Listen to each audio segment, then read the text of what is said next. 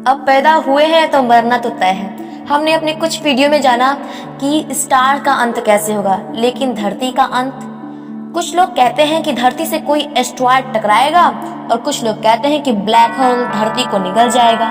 पर जब ये होगा तब साइंस इतना डेवलप्ड हो जाएगा कि इन घटनाओं को साइंस शायद रोक दे, मगर एक ऐसी घटना है जो होके ही रहेगी, चाहे आप कुछ भी कर लो। और अंत में धरती इसी घटना के चलते खत्म हो जाएगी। So let's explore the end of the earth. धरती का अंत एक्चुअली सन के अंत के चलते ही होने वाला है। जब तक सूरज रहेगा तब तक धरती रहेगी। इसीलिए सबसे पहले हम लोगों को ये समझ लेना चाहिए कि किसी तारे का अंत कैसे होगा। एक्चुअली हमारा सन भी, हमारा सूरज भी तो एक स्टार ही है।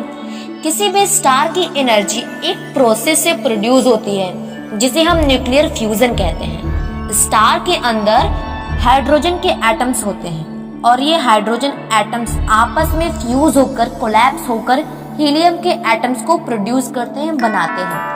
इसी न्यूक्लियर फ्यूजन से सन और बाकी स्टार्स को उसकी एनर्जी मिलती रहती है और हीलियम एटम्स जो हाइड्रोजन एटम से मिलकर बना होता है वो भी आपस में फ्यूज होना स्टार्ट कर देता है और इससे उस तारे की एनर्जी और भी बढ़ जाती है और उसको भरपूर मात्रा में एनर्जी मिलती रहती है।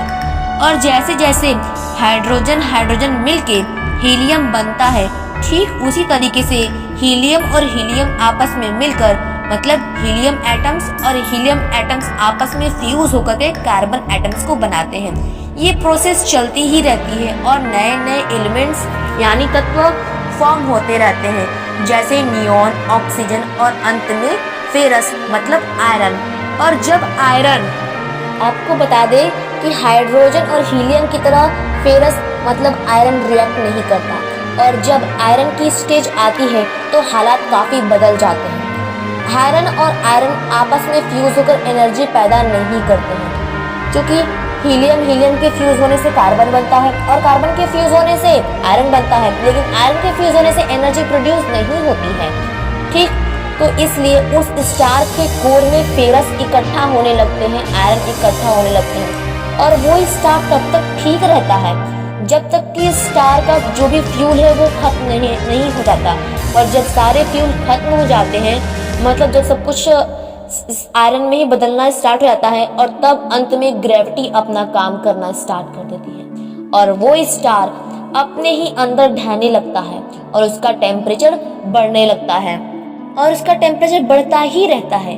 फाइनली वो स्टार कोलैप्स कर जाता है और वो एक बार फैल कर फट जाता है और इसी घटना को हम सुपरनोवा कहते हैं। हमारा सन 4.5 बिलियन ईयर्स यानी 460 करोड़ साल पुराना है। अगले 500 करोड़ साल तक हमारा सूर्य एग्जिस्ट करेगा और इसकी टेम्परेचर बढ़ती ही रहेगी और इसका टेम्परेचर आखिर में 200 बिलियन ईयर डिग्री पर पहुंच जाएगा। मतलब 200 बिलियन डिग्री टेम्परेचर, ये बहुत ही ज्यादा होता है। आपको यह जान लेना चाहिए कि कोई भी तारा एज अ सुपरनोवा तब खत्म होता है जब उसका मास बहुत ही ज्यादा होता है, सन से करीब 8 से 12 गुना ज्यादा। पर हमारा सन उतना बड़ा नहीं है, इसलिए सन सुपरनोवा का सहारा न लेकर दूसरे रास्ते से मरने वाला है। जब सूरज इस स्टेज में पहुंचेगा, मतलब जब उसका मास बहुत ज्यादा हो जाएगा, तब वो एक्सपैंड होने लगेगा और ये नॉर्मल स्टार से रेड जाइंट में बदल जाएगा और ये सूरज जो अभी हमें जिंदगी देता है, वही सूरज अपनी तीव्र ताप से, क्या घोर इंटेंसिटी से धरती के सारे जीव को खत्म कर देगा और उसके बाद अगले 700 करोड़ साल तक वो फैलता ही रहेगा और इसकी साइज अभी के मुकाबले 200 गुना ज्यादा हो जाएगी। इतना बड़ा साइज कि वो एक एक करके सारे प्लैनेट्स को निगलना शुरू कर देगा। सबसे पहले ये मरकरी यानी बुध ग्रह को, फिर वीनस यानी शुक्र ग्रह को और तीसरे नंबर पे आता है हमारा खूबसूरत सा धरती। ये एक ऐसी घटना है जिसे हम बिल्कुल भी रोक नहीं सकते, चाहे धरती ब्लैक होल से मरे या ना मरे, लेकिन ये सन वाली घटना धरती को पक्का मार ही देगी।